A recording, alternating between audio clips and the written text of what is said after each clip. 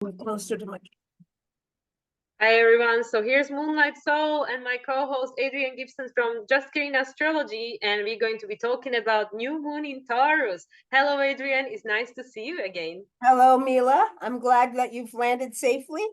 Yes, I And did. yeah, it's been a bit about a busy week, busy 2 weeks. Um, but yeah, Taurus season. It's always the planting season It is, but I for mean us. we had a lot of planetary shifts, so the lot of shift of the energies we've been experiencing in past 6 weeks. Well, six weeks too, but 2 weeks. Yeah, that's true.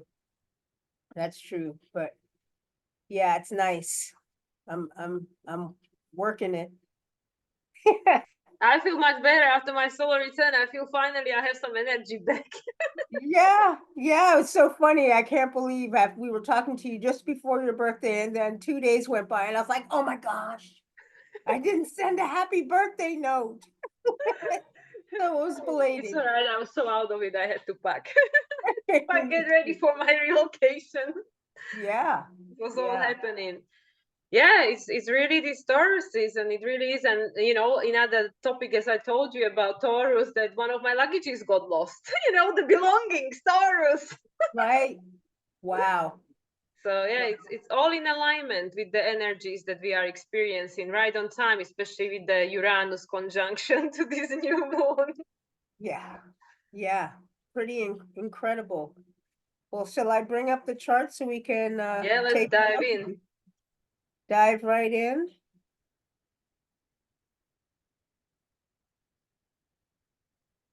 There we are. Here we are. Here it is. Wow, So what a beautiful time for you. 11:22. That's the master number frequencies. it is a Metatron. master number frequency. Yeah, what time is it for you? Well, 6 hours later.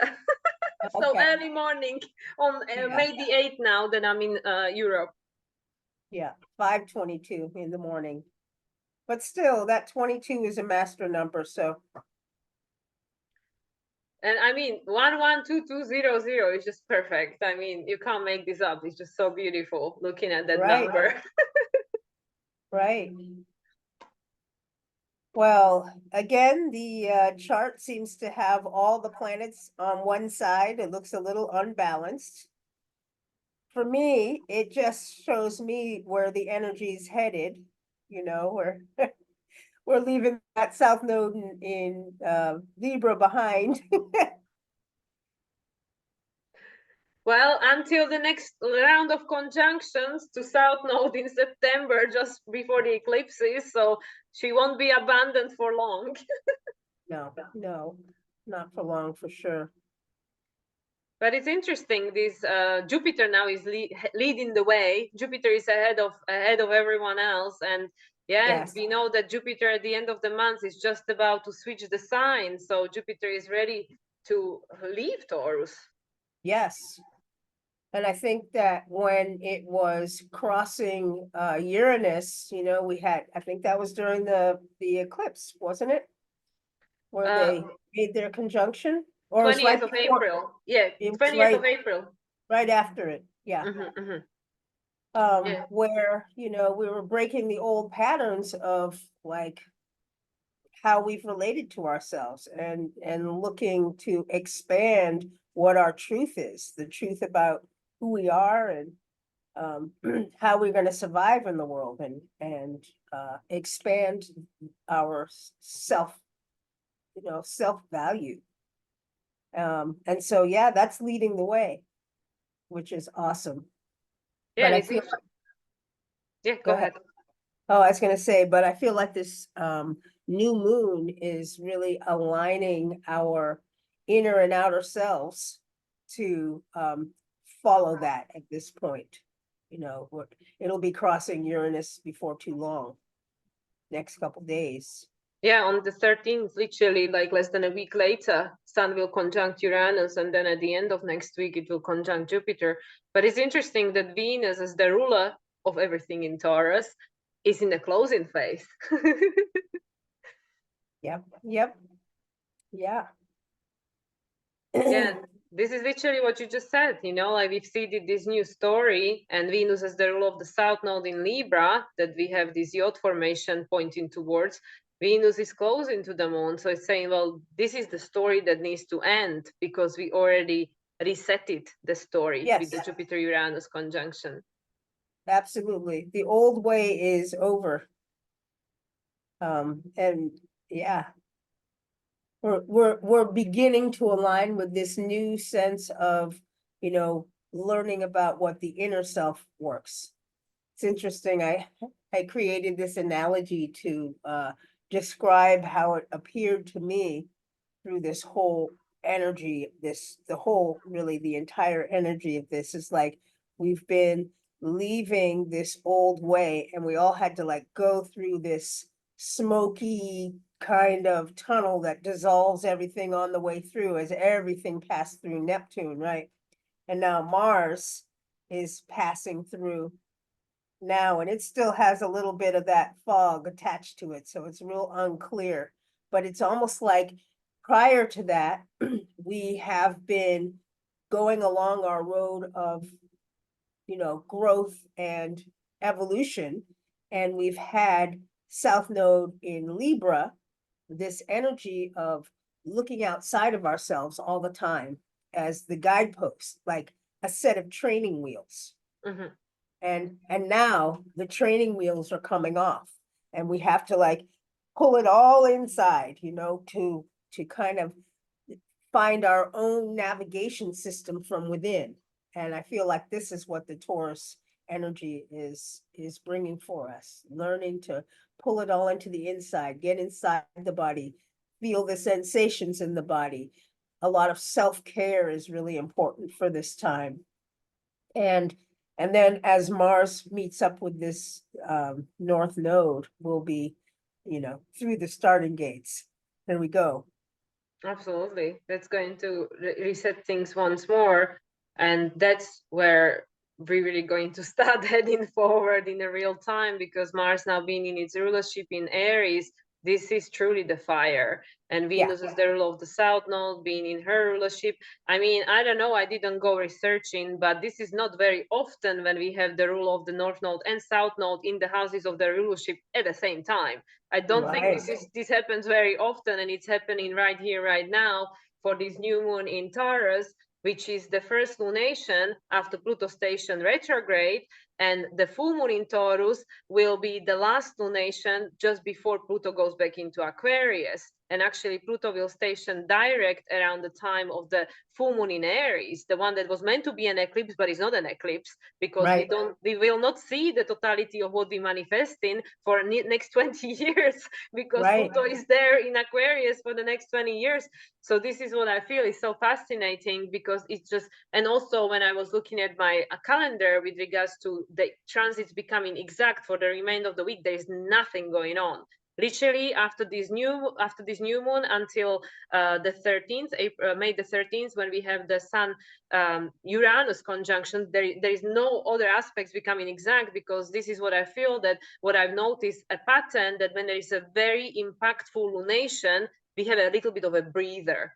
You know, the universe really wants us to integrate the energy because it's very important. And this is what I feel this new moon is about. It's very, very significant energy that's being seeded here. Yes, I agree. And that little break period is really, I mean, it's not really a break, but we'll be integrating it, like you said. Doing that Taurus, bringing it in and anchoring it inside the body. And we'll need time to do that. Exactly. And I think, I mean, I'm not sure, I've been noticing the yod with the Saturn and this lunation, which is really very interesting, that, you know, we may be experiencing some conflicts in our world, some eruptions. And we'll have to do two different kinds of adjustments. This is a yod. This is the, you know, the point, the vertex point, the South Node is where we're looking to, this is the point to move away from. And we've got 1, 2, 3 planets as the boomerang point. Mars just kind of coming in, but it still makes the cut. But Uranus and the North Node and Chiron together, and Mercury are, they are the energy of what we need to release this South Node, which is literally coming into the self. Being willing to step into the unknown. We don't know what it is, but we need to integrate this, even though it's fearful. I mean, Chiron is there. There's a lot of wounding that's associated with stepping into our true nature. But we're going to have to do it. And this is why the training wheels are coming off, because now we don't, everybody has their own path and their own journey. Using them as training wheels, it's not going to lead you on your own path.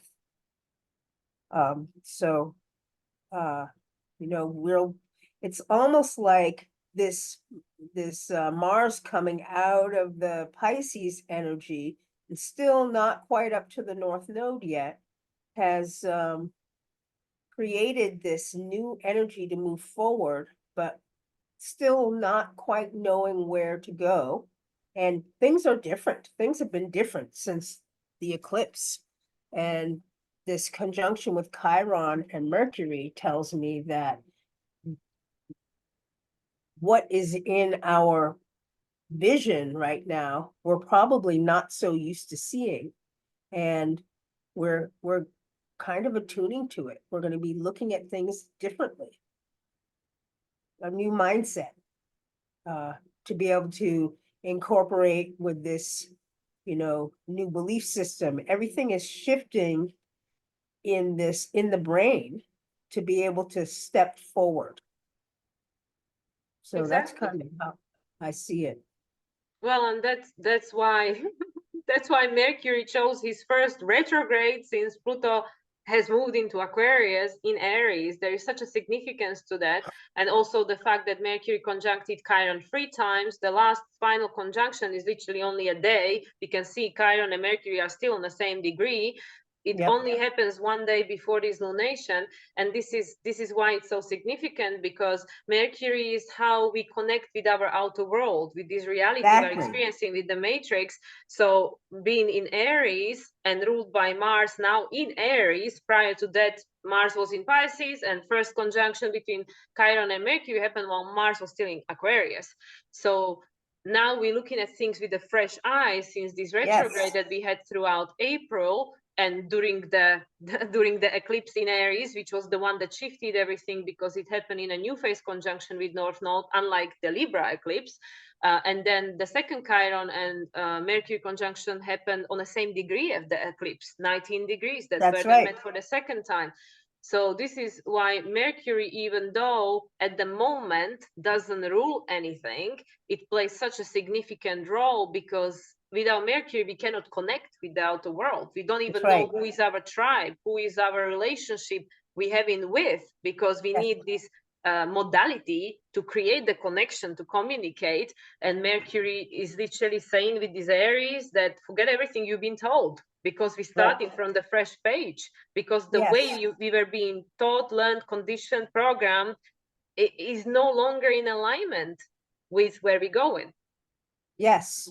And when Jupiter moves into Gemini, the whole landscape will be different, and we will need these fresh eyes so that we can watch and pay attention to the differences that are coming up for us in the future. So it's so interesting how these energies are working together in the proper timing. Yes, we're shifting our brain, the way that we look at things, but the scenery has not yet changed for us, and it won't until Jupiter moves into Gemini, which will be shortly. Yeah, right after the full moon in Sagittarius, and the Jupiter-Venus conjunction on 29 degrees, no less. But after Jupiter moves into Gemini, Mercury will be the ruler, and that's a precursor of Uranus moving into Gemini next year. And that's when our brain is really going to be stretched to its limit. So it really is And I feel this is why we have the one more retrograde in Capricorn, for this very reason, because we need to adjust, because density, Taurus, Capricorn, Virgo, we need to adjust to this very different way of perceiving reality that we are experiencing, and we need to start applying this multidimensionality of who we really are. Because by looking at things just narrow-mindedly, that this is what it is, this is what it's always been, and this means this, 1 + 1 means 2, this is not going to take us anywhere anymore. So we need to start looking at things, also hold the space for the human experience and experience the experience as we are experiencing it as humans, because it's valid, but at the same time look at the higher meaning, look at things free like 360 degrees, like multidimensionally, because nothing is what it seems, because our Exactly. senses are limited. They are limited by the program of the third dimension, but this is where it's absolutely necessary for our divinity and higher mind to come online to support us in this process of moving towards the embodiment of that Aquarian age, the heart consciousness that we were talking about, because there's no other way. There's no other way. To get to Aquarius, we need to pass Capricorn. There's no other way. Yeah, right. Absolutely. And ultimately, the bottom line of this is that we're all individuating to find our true selves. And in order to do that, we can't be looking outside of ourselves, and things are going to shift. So it's all helping us think. Was it the, I can't remember which alignment I was looking at earlier. Oh, the sextile between Mars and Pluto. Actually, there were two: the sextile between Mars and Pluto, and the sextile between the lunation and Mars, I believe. Which is all to help us, it's to help us to begin the process of anchoring into ourselves, which is, the energy, the underlying energy is that we're breaking free. And so that helps us to anchor into ourselves. And also the shift, well, it's not that, is it the Saturn and the lunation, the second sextile. Yes, it is Saturn and the lunation. Yes. Oh, well, the Saturn and there's another one. There's let me think now. Already Saturn and Venus are coming into, no? Yep. And Neptune Saturn and Jupiter Venus are coming in. And Neptune and Jupiter. And Neptune and Jupiter. That's what it is. The second sextile, Neptune and Jupiter, yes. But that's like dissolving the old and getting ready again to have these, to be able to anchor what our like this right-brained energy, this fluidity, it's changing the environment, and that environment we'll feel it. So I feel like we will feel it more in the body. It's like you were saying earlier, it's going to shift, but it's not going to be so readily seen outside. But we'll be able to feel it. And I think that that's part of why we're anchoring ourselves into the body. Yeah, and also I find it's very fascinating that Neptune is on 29 degrees. Yes. So we would even think like, oh, Neptune is almost in Aries, but actually isn't. It's not going to move into Aries until next year. Neptune is going to stay on the 29 degrees mark until it turns retrograde. I believe that's next month. But either way, Venus, as the rule of the South Node, is one leg of this yod. And Venus is in a closing phase to the lunation, whilst Neptune, as the ruler of Saturn, the former ruler of Pluto in Capricorn, and we know we have one more retrograde, 29 degrees, one more retrograde that will be only on the 29 degrees of Capricorn. Pluto is not going to go past like 29 degrees, 30 something minutes or something. It's not going to go any less than that. And it's all about these final culminations, because Mars is about to hit North Node, and after that, that's it. That's it. Exactly. When does the that Pluto begin to retrograde back into Capricorn, like in September, isn't it? Yeah, September 1st, 2nd, something. At the beginning of September, right before the new moon in Virgo. Again, ruled by Mercury during the time of Jupiter in Gemini, possibly by that point already retrograde. I haven't checked. Yeah. So Well, it that's is all very, very interesting. And very interesting. I love how the universe is just giving us time to, I mean, it's like this gentle push that's pulling us into what we need to do. Yet on the surface, all the inner planets are really giving us time to work and adjust with these changes slowly. We'll have a little more retrograde so that we can go back. You know, it's this one step back, two steps forward movement of getting ourselves together, but ultimately we're all stepping into ourselves. That is the whole point. Where where we'll where we need to find who our true selves are, because we have all of these layers of conditioning and we are working on peeling off the layers. And this is just this energy of this new moon is just the beginning of peeling the layers.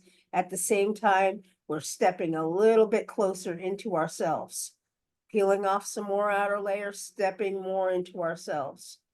And then ultimately, through this whole 20-year shift of Pluto and Aquarius, we'll be working into ourselves. We'll be working at stepping into ourselves so that we'll be able to be in full connection with ourselves and know our purpose and be able to each individually do what we came here to do, which is kind of exciting for me, you know? Yeah, that's what I keep saying. I don't know if I'm gonna be here to experience all of it. I'm not sure the Nope. total I'm pretty sure the total manifestation will not be manifested, uh, while I'm still here. But regardless, we already seeding and building the roads, planting the trees, building the bridges, all the rest of it. And it is exciting. And it's like, what, when you were saying about this gentle push, I got the analogy of, like when you preparing children to get into the preschool or kindergarten, and they have to be potty trained. Some children, they don't want to let go of the nappies, but then is this gentle push like, well, you have no choice, you need to learn now. So that's what I feel like, there is still that nappy available, but not for much longer, because we need to go, we need to go. I love that analogy. So it's so funny No because more nappies. yeah, no more nappies, like you have to learn to rely on yourself, no more, so it's so funny because that's literally the analogy that universe popped into my head, like, oh yeah, it's like it's not negotiable anymore. You have a little bit more time, but there is a deadline. That's it. Yes, There is a absolutely. deadline. September is coming. Yes, absolutely. Yeah. So it is amazing, and I mean, I don't know whether you notice, but it's I geek out on these things. So as I was geeking out on the fact that for you is 11:22 p.m., look at Uranus. 22 and 4/7 is 11. Oh 22 my 11. goodness. I'm like, you can't make this up, right? Like Uranus is on 22 degrees and 47 minutes, which adds up to What? number 11. What? I'm like, what the hell? That's so crazy. That is insane, Wow. right? So, and I mean, Uranus, the ruler of Pluto, right? Pluto is retrograde at the moment. And, 11 again, 22, master number frequencies. 11 is associated with Metatron, the big boss of archangels. And 22 is Sandalphon, the star, Earth star chakra. Taurus, we need to be grounded in order to go up there, high chakras, the connect to cosmos and all the rest of it, everything that we want, to bring the higher self, bring all the gifts and our, totality of potential of what we can be in this physical manifestation. We need to get down to earth. We need to Yeah, we ground. do. Yep, So absolutely. it's so funny how sneakily, the archangels planted themselves in this chart, like, hey, don't forget us.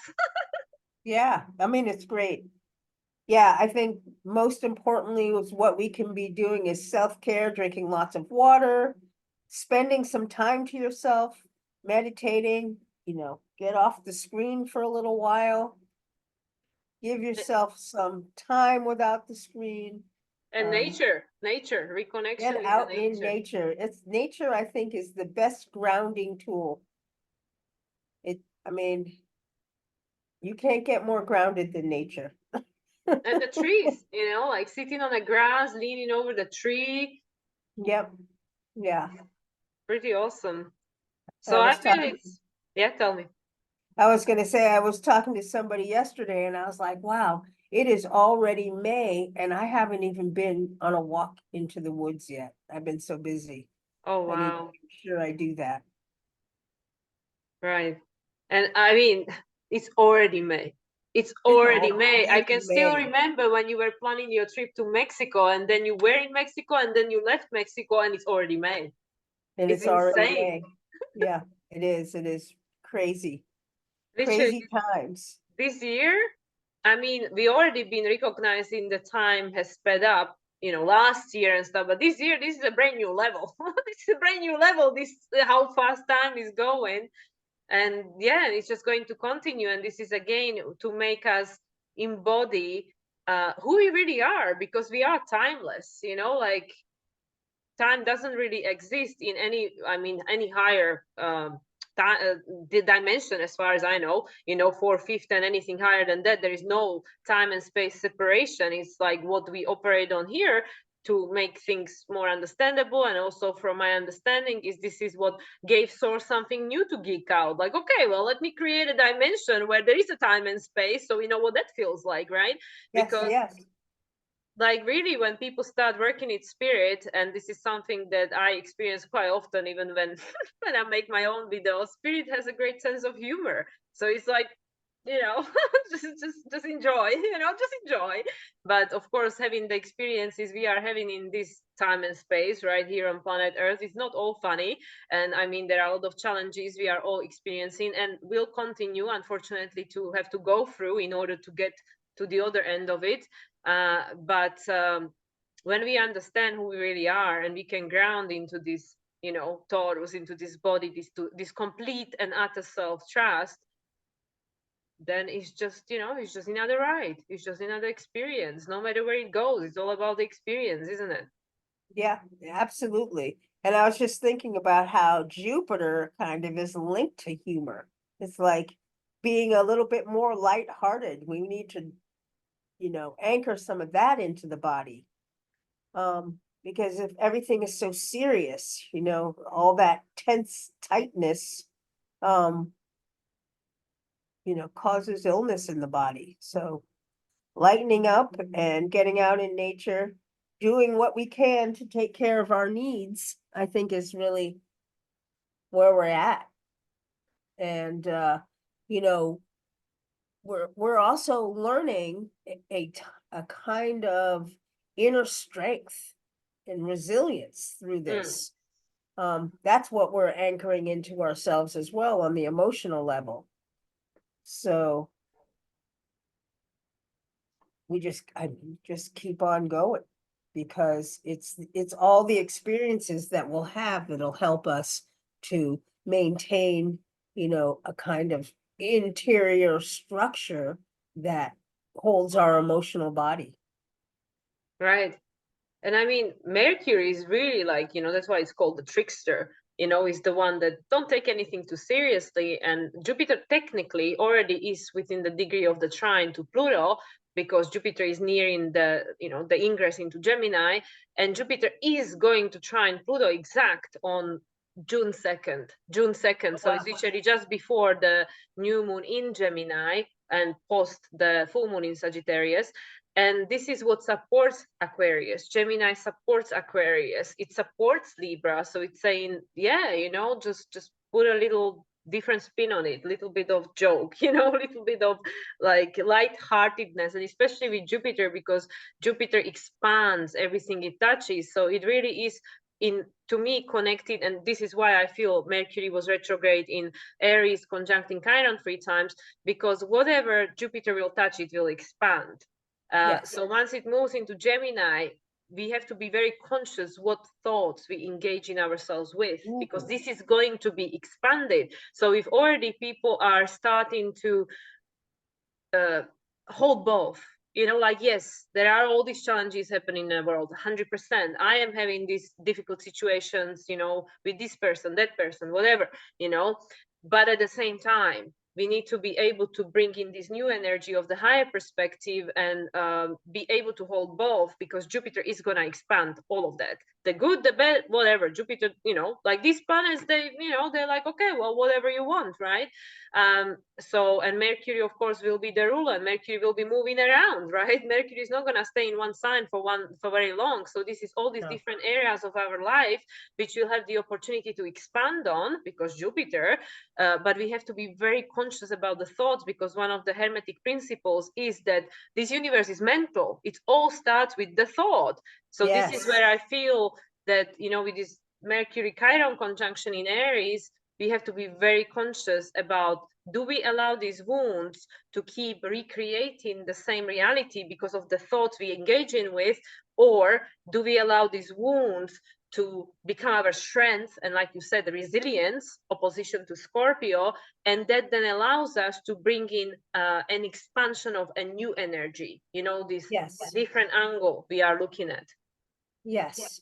Because if we allow the fear to take over, which when things become new, very often, you know, there's an anxiety that comes with the newness. And these expanded thoughts, oh, you know, it can expand and mushroom out into really anything. And I think it's important to understand that having some sort of, I mean, when I come across thoughts that pop into my head that link me to fear, I always say, cancel, cancel, cancel, like find a different thought. Because, you know, it's the holding on to the thoughts and putting energy into the thoughts that creates this solidity, this manifestation, you know, where the world is manifested through thoughts and through the word. So we have to keep our minds open and be careful what we're manifesting through our thoughts. And So the that emotions. and our emotions, absolutely. And so that takes a little bit of practice and strength and resilience. And yeah, as when Jupiter moves into Gemini, that's just going to expand. It's like the environment will be wide open for all of us, and we'll be taking this new direction. You know, we'll be able to anchor in when Mercury gets into Taurus, but the availability, it'll be like a kid in a candy store. There's just so much. Well, I believe Mercury still will be in Taurus when Jupiter moves into Gemini. Yes, it will. It totally will. Not To going help there. us anchor in, you know, for ourselves. We'll anchor in into the body this new reality that we will be creating for ourselves. And it's a matter of choice, you know, what choices do you want to make? Exactly. Do you want to stay in the place where you are, or do you want to evolve past it? Jupiter in Gemini is going to give all the possibilities that will be available to us, and we will be able to, you know, anchor in what it is that we want to anchor in. So just interesting times. Absolutely. Yeah, I always wonder if in the past, before I was studying astrology, that these kinds of alignments came around, and did I take advantage of them, you know? Maybe, maybe not. I mean, it seems like a lot of the energy that that I see happening in my chart that even pushed me to begin the study of astrology had led me to it. So it's almost like having the awareness of it just helps it, but we're all going to move along anyway, you know. But you see, this is exactly where I try to always which is again, you know, I want to go in a million different directions with this thought, but when I'm trying to help people understand that, you know, just like you mentioned right now, that, oh, well, did I take advantage? And that is very easy for the ego then to go into victimhood, like, oh, poor me, I didn't know, I didn't take advantage and stuff. But, you know, like the way we're looking at life, especially at the time and age we're living in right now with Pluto in Aquarius, now retrograde, is that, but that was not what the soul wanted to experience at that time, you know, because we live in like these multiple lives in one life at the moment, you know, because everything is accelerated. So perhaps the soul did want to have the experience, okay, what it would feel like to go through this transit when I'm asleep, what it will go through this transit when I'm waking up, but I'm still not fully aware, what it would feel like to go through these transits when I'm aware, you know, because it's a very different experience. So, and nothing is ever wasted, because this is how our soul grows and evolves. And also with regards to what you said about this, you know, like Jupiter and then Gemini in Taurus, and then subsequently Mercury in Taurus, and then Mercury is going to move into Gemini. I feel this is where we will start experiencing a very quick manifestation, which again is a preparation for Uranus moving into Gemini next year. And this is like where we really have to start being super conscious and super aware of our thoughts, because the manifestation is speeding up too, you know. So you might think like, oh, you know, like whatever, we say whatever, and then it just happens a few seconds later. So you have to be very conscious, because this is another one of our tools, our power, but it depends how we use it, right? Like, you know, we either use it consciously or subconsciously, and in that case we have to, either way, we have to reap the rewards or experience the consequences of these actions. And also what you were saying about, you know, when you think in the negative thoughts, then you're thinking about, well, cancel, or cancel, clear, delete. Because obviously this is not natural for us because of the program and conditioning, it's much easier to go into the negative of like possibilities than the positive ones, because this is how we were all being programmed. But this is what I started saying to my clients, apart from the fact that I always tell everybody, question everything, even what I'm saying, question everything, make your own truth, you know. But the other aspect of it is that, well, why would we not start going, rather than thinking the worst case scenario, going, okay, this is one of the options. Now, what about the best case scenario? You know, because it's the same thing. It's exactly like you said, it's Gemini, it's a choice. So when we are hearing all these things or going through all these experiences, rather than just going into doom and gloom and staying there, going that, okay, well, you know, I'm considering this is a possibility. It's one of the possible timelines. Now, let's go to the opposite direction and see at the other possibility, you know, what else is possible for us. And this is exactly the multidimensionality, to have the opportunity to play with all these different timelines. Because to me, even though through the human perspective of what's going on around us, within us, in our life and in the collective, it is a serious thing. But from the soul perspective, I'm tapping into very playful energy here, which is all like, well, but it can be quite fun, you know, which people probably listening to me thinking, you are insane, there is a war in the world, what's funny about that?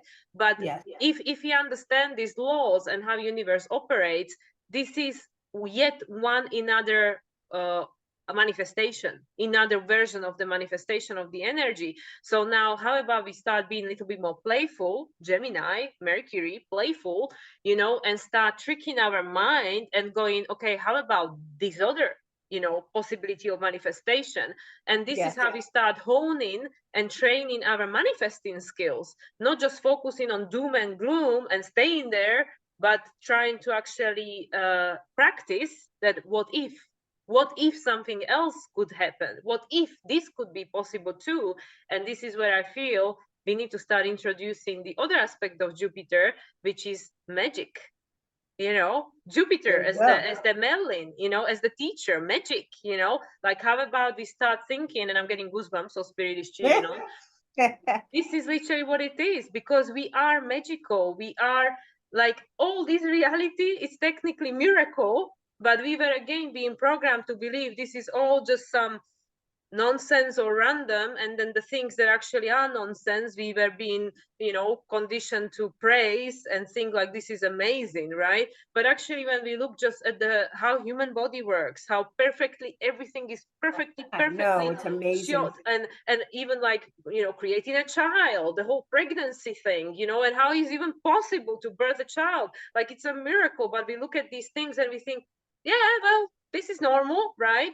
And then we look at something then and we see, oh, so this is what I mean. You know, we need to start Mercury in Aries. We need to start perceiving reality through a little bit different lens to start manifesting these different realities that we say we want so much, whilst we are focusing on these worst case scenarios. So Yeah. this is where I feel the shift has to take place, and it's all Taurus. Do you trust yourself you can do it? Yes, that's the thing, is putting trust in yourself and allowing, you know, your own value, your own needs to step, to be the anchor. For, you know, people will tell us all kinds of things. I mean, watching the news and all of this thing creates a whole lot of fear, but we don't have to do that. We can step into our own worlds and perceive something completely different if we allow ourselves to do it. And this is the different choices I'm talking about, so.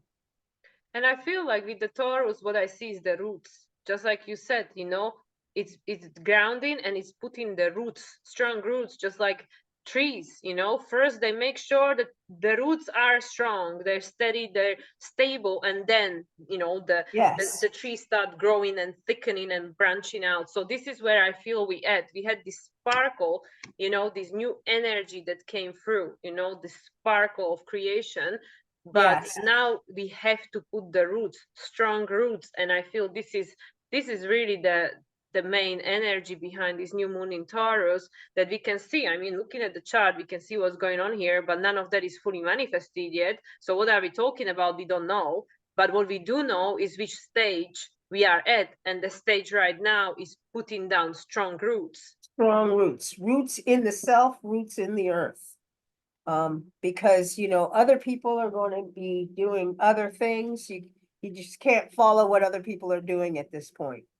You know, you have to really anchor and root into yourself. I like the analogy of roots. Because you think about it, you know, the Taurus archetype is linked with survival. And the survival, you know, if you think of Maslow's hierarchy of needs, you know, the very bottom part of the pyramid is all of the, you know, the basic needs, food, water, shelter, right? And that's what the roots do. They are drawing in food, water. You want to anchor that basic, that that sense of need in first, because if if the universe is going to open up the mind, we have to be anchored into the ground. We would float away. And this is why, So, I mean, it wasn't my experience, I have to confess, but when people use the plant medicine, if they're not prepared, if they don't go through the process of preparation, the body, mind, and spirit for that experience, for some people it can be actually harmful. It can actually, you know, make them lose some stuff. And this is literally what it is. That, you know, we all feel like, oh yeah, I want to be awakened, I want to start channeling, I want to start speaking to angels and aliens and whatnot. But if you are not solidly grounded, then the body is not going to be able to take all that energy, all that electricity, all that vibration, all that frequency, because we are electromagnetic beings. yeah, So we yep. need to ground. We need to ground. I mean, I'm Taurus with North Node in Taurus, you know, so this is something I came here to learn in this life. But this is again why I keep going back to this 1122, the Metatron and Sandophone, because they literally represents the highest chakra, and Sandophone is the Earth Star chakra, the lowest Oh, wow. chakra.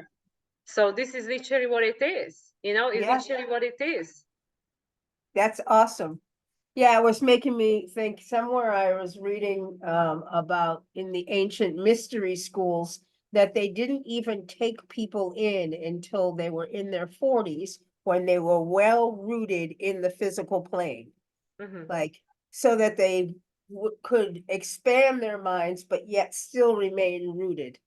So that's what that reminds me of. And here, as we're about to have this expansion of mind and new perceptions available to us, we're going to have to root into the ground. We're going to have to root into the earth. You know, connect with yourself, connect with keeping your body healthy, making sure you're eating and drinking and getting enough sleep. These things are going to be very important. This is what we can do, you know, in the physical. If you're unsure of, you know, what to do, this is the basic place to start in those physical needs, you know, and then you can start climbing the pyramid, the Maslow's pyramid. But making sure those basic needs are in, I think, is really important. And we're about to start, you know, a whole new way of seeing ourselves and then expressing that new self to the outer world. That's the new moon energy. So exciting times for sure. Yeah, and also moving, because this Mars in Aries, this is why I feel a lot of people might be um feeling so easy to trigger, like fired up, like get into this burst of anger, probably like, you know, more easily than at different times, because I mean Mars is in Aries at the end of the day, and it's again, however we use the energy is up to us, you know, the energy is there, and usually Mars in Aries needs a lot of motion, a lot of movement. So rather than use allow that energy to use us for these spurs of anger or like violation or whatever, it's more like, okay, this energy can actually fuel me to go further, to create something, because it's fire, it's the fire of creation. But absolutely, you know, with all this Taurian, I mean, majority of the planets are between Aries and Taurus. You know, They really are. that's what They're it all is, very right? much in there. So that's what we've got going on here. And Venus, as the ruler of this new moon, is in Taurus in her rulership, which is all about this body and sensuality and the basic needs. And I feel that more and more people are becoming aware, you know, what we putting into our body, how does it make us feel, you know, is it allowing me to live the life the way I want, right? Because at the end of the day, it's like, well, what you put in is what you get out, right? What you get out of that body. Like, we cannot expect for it to do something that it's not being supported by, you know, with regards to what we feed it and water it and how much we sleep and stuff like that. So yeah, I feel that more and more of us, especially in this Taurus season, are becoming very acutely aware of that. Just like I mentioned, I just been traveling, and for me to expect to just jump straight into work and do everything I always done, you know, prior to me relocating, even though I just spent 2 days in free flights and lost 8 hours of sleep, it is not possible. Right, So right. yeah. No, definitely take the time for yourself. It's necessary for sure. And it's an Well, interesting idea. You know, I know that as I discuss this chart, I often say, you know, we're not it's it's almost like I feel like I'm saying we're going to leave this south node behind. We're not really. We're going to be integrating the north node. We're we're not going to not relate to other people outside of ourselves. We're just going to relate to people differently, where hmm. it's more equal. We're going to take our own needs into consideration first. Like when you're on an airplane and they tell you the plane's going down, put your mask on first, take care of your needs, and then you can be helpful for others. And that's a different energy. You know, it's a different energy in that the way that we have been conditioned is to, you know, do everything like everybody else has done. You know, oh, an example is the whole fashion industry. You know, oh, this is what we wear in the springtime. You know, you should be wearing white in the springtime. These are the kinds of things that I'm talking about. It's like these rules that are created, they're just superficial. Um, and we're guided, but by the outsider. Some people would just never be, you know, caught dead wearing, you know, bright red shoes or whatever, whatever the fashion statement is.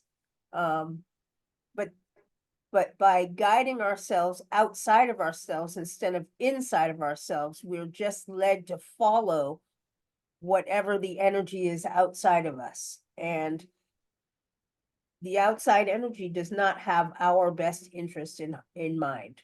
Our own personal best interest is only found within.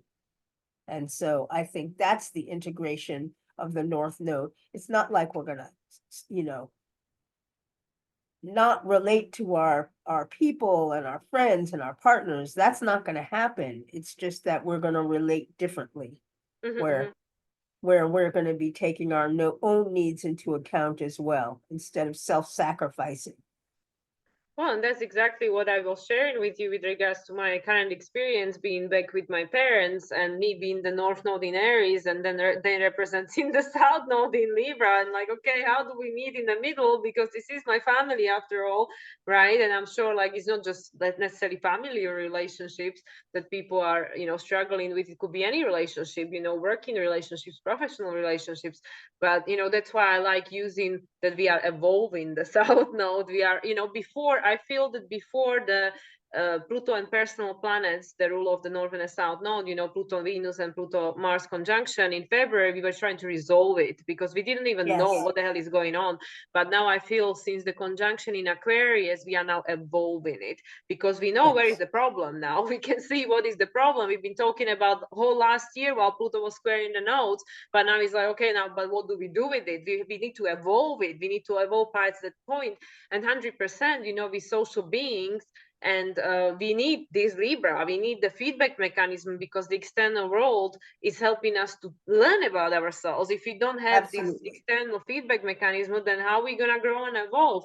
But it's about doing it from this self-empowered place. And just like it's interesting about the fashion analogy, because yeah, who says that, who is the one to decide that this is what you all should be wearing and stuff? It's again about this labeling, the Mercury, but in the vibration that no, let's remove the multidimensional, let's remove the individuation. It's all this way, right? And this is not, and then you see someone wearing something completely different and straight away, oh yeah, Aquarius, this person is crazy, right? And that was me, by the way. I never worn anything that anybody said I should be wearing. So I know, Aquarius, right? Venus, Mercury in Aries. So I'm like, nah, I'm doing my things over here. Yeah, But it's not about one or the other. It's not about extreme in one way or another. It's about we are trying, especially through these current placements of the lunar nodes, Aries, Libra, because of the extremes that we experience, extremes of the South Node in Libra, and currently there could be extremes in the other way as well. People trying to go too much into North Node in Aries, like, I don't care, I'm just doing my thing and stuff. But at the end of the day, what we're really trying to achieve is the point of balance. That yes, how yeah, can I be me and have my life the way that makes me feel happy, fulfilled, self-actualized, individuated, and authentic, but I want to belong too. I don't want to live in a, top of the mountain all by myself. Some people do, or it's nice for some period of time. But at the end of the day, again, we need the Libra to learn about ourselves. So this is what I yes, feel collectively. We're trying to figure out how do we do it. And we don't know. It's Aries. We don't know. It's trial and error. We're going to keep trying yeah, until we figure it out. absolutely. So I think I have to cut my call short because my phone in the other room is ringing off the hook 3 or 4 different ways, and I'm not sure why somebody is trying to get me, but somebody is trying very hard to get me right this moment, and I'm getting a little concerned. Okay, no problem. Sorry about that. So we're just going to wrap this up then. Let's wrap this up. Yes. Well, I feel that technically we probably covered it anyway. I mean, I think so. I mean, absolutely what you were just saying, and yeah, feel like we've covered. This is the thing. We are integrating ourselves into the mix for this future and rooting into ourselves as well, for our own survival. And this will be part of this individuation process, which is the undercurrent that's going along. Absolutely. This Pluto in Aquarius topic. Yeah. Awesome. So Awesome. thank you very much, Adrienne. As always, it's a pleasure. Yes, to thank you. connect. Sorry I had to cut it out early. I'm just curious as to what's happening, but my phone's rang 3 times in the last 5 minutes, and then they started calling me through, I guess through Facebook or something. It has a different ring to it. So I'm like, who is trying to get me? Well, it's the universe saying, okay, it's time. It's time to to go. Yeah. But yeah, as always, I will put in the description the places Yes. where people can reach you. Yes. At Jas Kiran Astrology on Facebook. I also have a Substack account, Jas Kiran Astrology. And you can reach me at Heart Place at People PC until my website comes out, which hopefully will happen this week. And then you'll be able to reach me at jaskiranastrology.com. Excellent. Lovely to hear. And yeah, for me, same as always, moonlightsoul369.com and all the social media with the same hashtag. And yeah, thank you again, Adrienne. It was a pleasure. Thank you, everyone, for listening. And I hope that resonated with you. And we see you for the next one. Yeah. Thank you. Bye.